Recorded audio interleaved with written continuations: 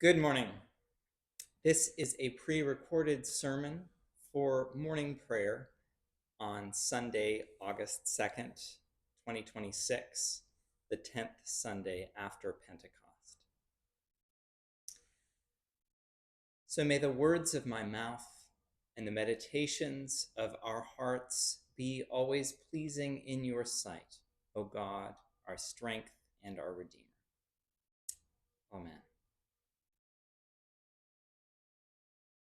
For the last 2 months, we have been reading together the stories of our ancestors in faith, of Abraham and Sarah, who received the promise and the call of God, who set out in faith to a foreign land, not knowing where they were going.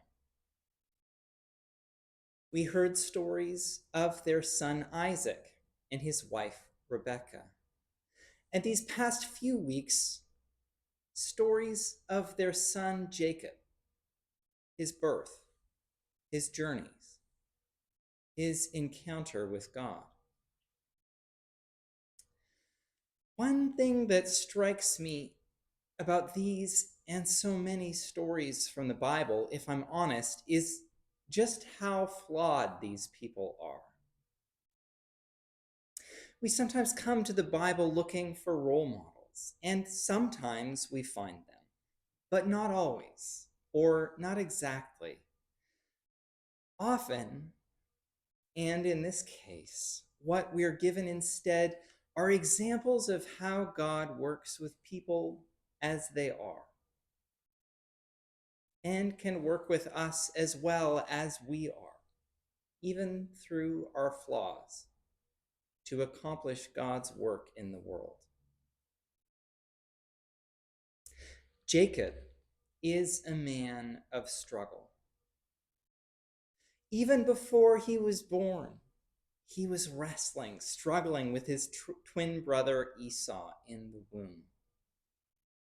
Born second, he sets his sight on being first. He tricks his birthright from his brother, and later tricks his father's blessing from Esau too.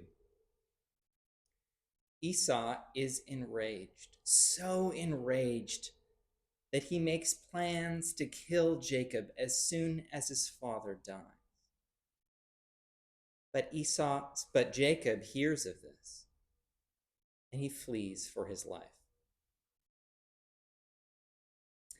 And it is as he is fleeing in the wilderness on the way to his uncle Laban that God comes to Jacob in a dream, a vision of a ladder reaching to heaven, and a voice which shows him, the secondborn, to be the one who will inherit the promises of God. Jacob is not here looking for God. He's surprised to find God here in the wilderness, surprised but also awed into worship and thanksgiving, vowing himself to this God of his ancestors who has come to meet him. Our story from today is similar. Many years later, Jacob is once again running for his life. He has spent these years with his uncle Laban and discovered too late that his uncle is a trickster just like him. Laban tricks him into marrying the daughter he was not pursuing and makes Jacob work for him year after year after year, piling up wealth for Laban.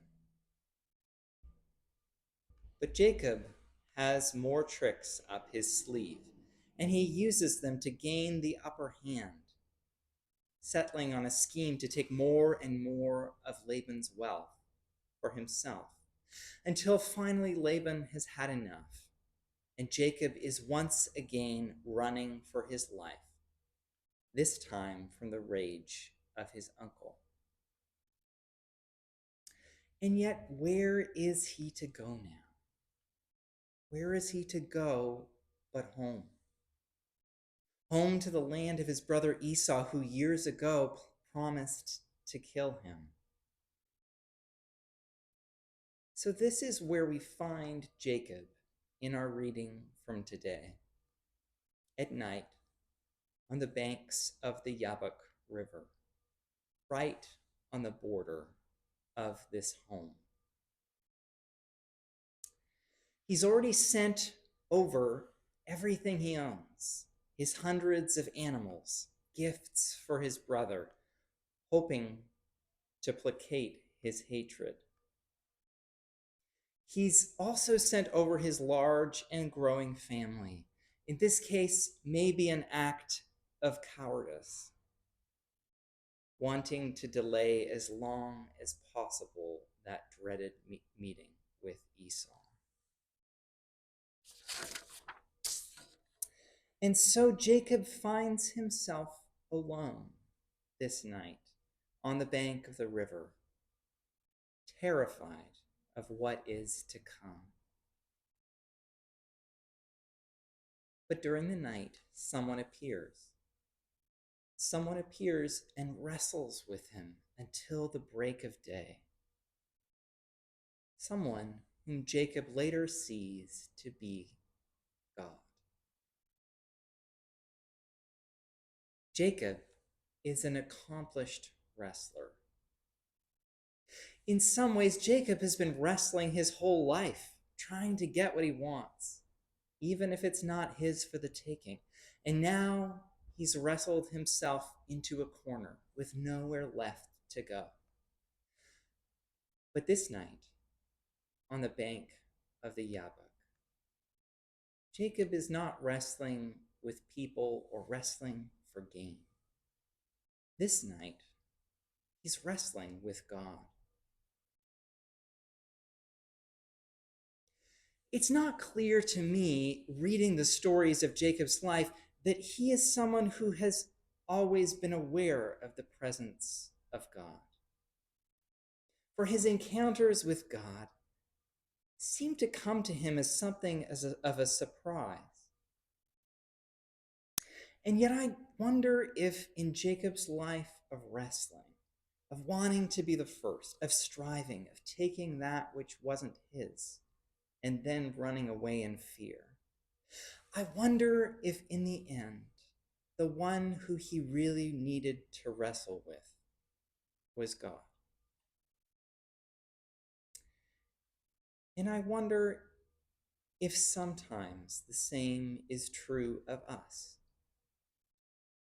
In our own striving, in our desires to be the first or to be noticed, in the challenges of our own relationships, even our relationships with ourselves, in the end is the thing that matters most, which maybe even lies beneath many of these other struggles, our struggle, our wrestling with God, with who God is, and with who we are, and the lives we've been given to lead.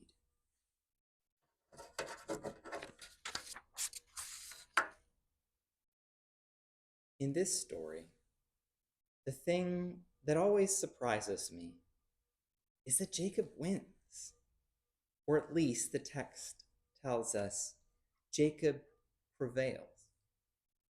He pins the messenger down, and refuses to let him go without a blessing. So the man, the one who is the very appearance of God, gives Jacob what he wants. He gives him his blessing.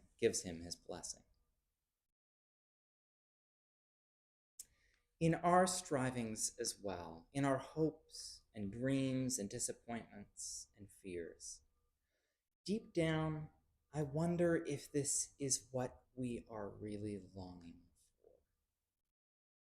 The blessing of God.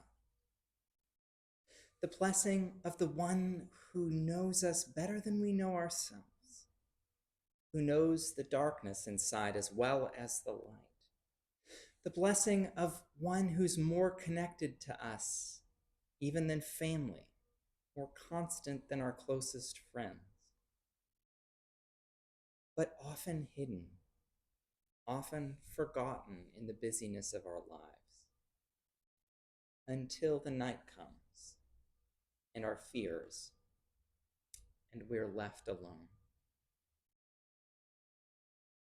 Jacob prevails. He receives the blessing and a new name as well, but he does not emerge unscathed. His hip is taken out of joint, and he walks away in the morning with a limp. In the end, Jacob's fears, his terrors about his brother Esau, come to nothing. When Esau finally sees him, he runs to meet him, embraces him, and they weep. And Jacob tells Esau that seeing his face and his forgiveness is like seeing the face of God all over again, the face of the one who wrestled with him until daybreak, who he wouldn't let go without a blessing. The story of Jacob's life is the story of a deeply flawed man whom God meets and to whom God speaks, and who, in the end, after a nighttime or maybe even a lifetime of wrestling, receives the blessing of God. And so, in the nighttime of our own lives, in times of fear when we don't know what the future holds, in times when our mistakes or those of others seem to surround us and we have nowhere else to turn,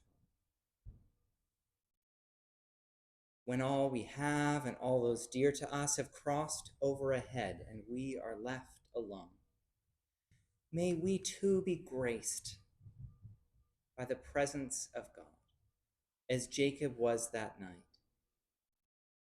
May we see how somehow at the end of our striving, our struggle in this life is a striving and a struggle with God. And as we wrestle, as we grasp hold of God, may we learn this from Jacob. May we hold on, keep holding on to God, and refuse to let go until we receive a blessing.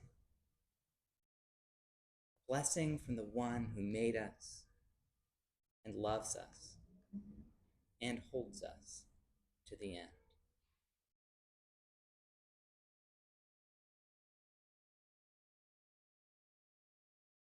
Amen.